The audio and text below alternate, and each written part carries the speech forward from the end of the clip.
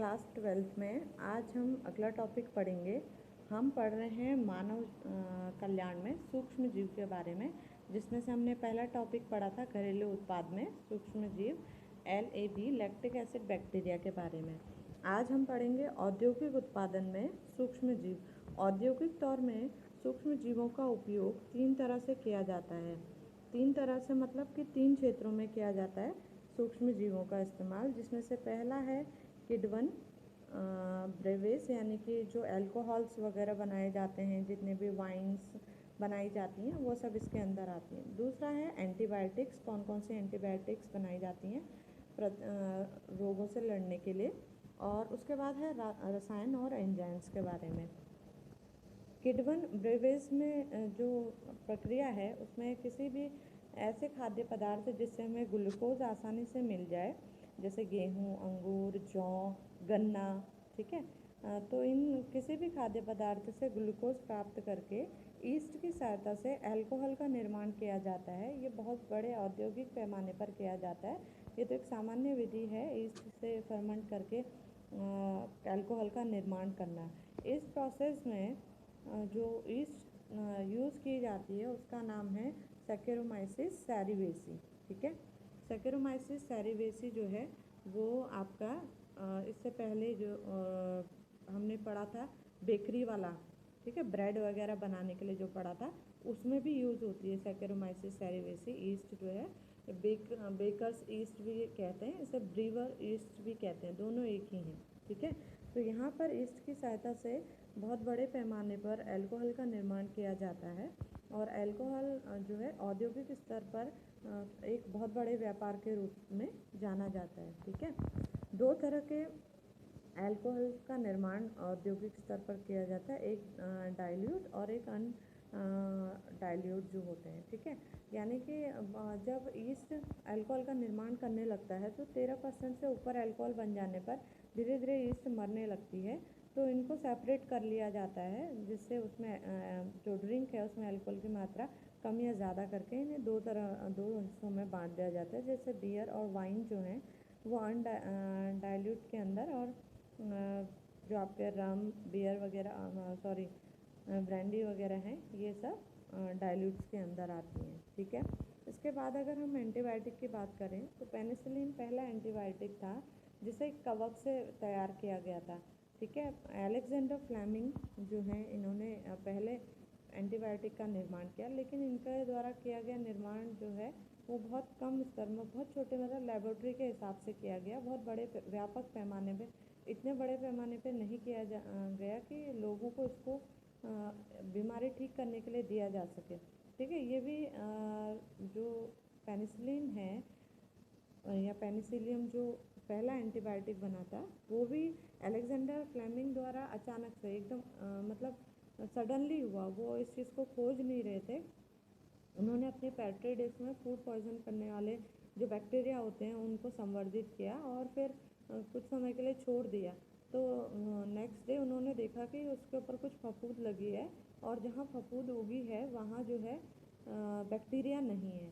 तो उन्होंने ये रिसर्च फिर आगे और बढ़ाई, तो उन्हें पता चला कि इस फफूंद के शरीर से कुछ केमिकल निकल रहा है जिसकी वजह से बैक्टीरिया मर रहे हैं, और वही केमिकल जो है एंटीबायोटिक के नाम से जाना गया। और पहला एंटीबायोटिक पेनिसिलिन इसी तरह से तैयार हुआ, जिसे पेनिसिलियम नोटेटम नाम के पौधे से तैयार किया गया था, ठीक है, पेनिसिलियम नोटेटम।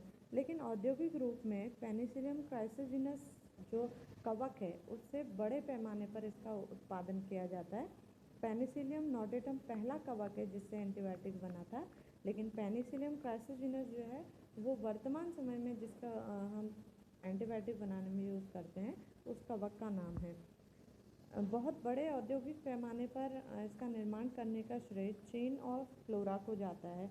ये 2 वैज्ञानिक के नाम लिखे हुए, चेन ऑफ फ्लोरा, जिन्होंने इसे बहुत बड़े औद्योगिक पैमाने पर किया था। द्वितीय विश्व युद्ध के टाइम सैनिकों के घायल हो जाने पर उन्हें ये दवाई दी गई थी, जिससे वो बड़ी जल्दी ठीक हो जा रहे थे और उनमें इन्फेक्शन का खतरा भी बिल्कुल ही कम हो गया था।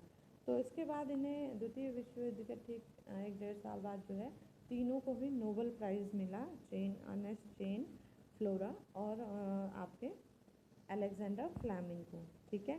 इसके बाद बात करते हैं रासायनिक और एंजाइम की। कुछ रसायन जैसे लैक्टिक एसिड है या फिर एसिटिक एसिड है, ब्यूटेरिक एसिड, सिट्रिक एसिड, बहुत सारे खाद्य पदार्थों में यूज़ किया जाता है, दही जमाने में यूज़ किया जाता है। तो इन सभी को जो है अलग अलग सूक्ष्म जीवों से प्राप्त किया जाता है। जैसे एसिटिक एसिड है, एसिटोबैक्टर एसिटाइल से, ये तीनों ही एसिटिक एसिड, लैक्टिक एसिड और ब्यूटेरिक एसिड तीनों ही बैक्टीरिया से प्राप्त होने वाले रासायनिक पदार्थ हैं। जबकि जो सिट्रिक एसिड है वो एस्परजिलस नाइजर यानी कि एक कवक से प्राप्त होने वाला रासायनिक पदार्थ है। इन सभी का उपयोग जो है वो अलग अलग तौर से किया जाता है, ठीक है।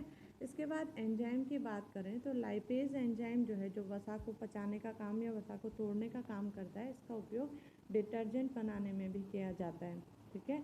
इसी तरह से पैक्टिनेज और प्रोटीनेज एंजाइम जो हैं वो फ्रूट पल्प्स को निकालने, उसकी कड़वाहट मिटाने या फ्रूट को जो फ्रूट जूस होता है उसे पारदर्शी बनाने का काम करते हैं, टेस्ट बढ़ाने और पारदर्शी बनाने का काम करते हैं, ठीक है।